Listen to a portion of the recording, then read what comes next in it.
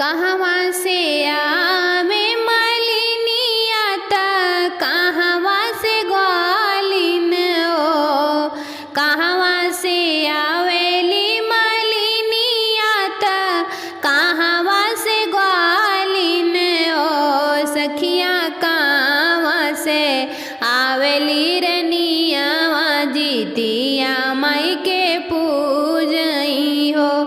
सखी हो कहवा से आवेली रनियावा जीतिया माई का पूजई हो। बगिया से आवेली मालिनिया त गौशाला से ग्वालिन ओ, बगिया से आवेली मालिनिया त गौशाला से ग्वालिन हो।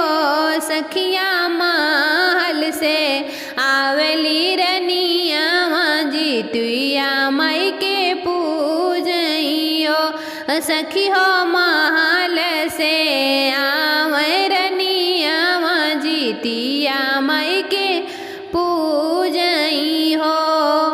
काऊ लइके आवेली मालिनिया त काऊ लइके ग्वालिन हो, काऊ लइके आवेली मालिनिया त काऊ लइके ग्वालिन हो। सखिया काऊ लइके आवेली रनियावा जीतिया माई के पूजई हो।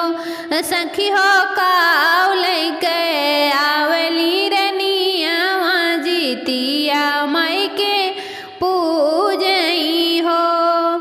फूल लइके आवेली मालिनिया त दही लइके ग्वालिन हो, फूल लइके आवेली मालिनिया त दही लइके ग्वालिन हो। सखिया ललना लइके आवेली रनियावा जीतिया माई के पूजई हो।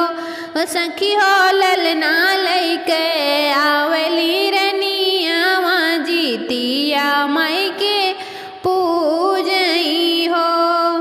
पूजा पाठ कई कई रानी निमकी त निहुर पैया लागई हो।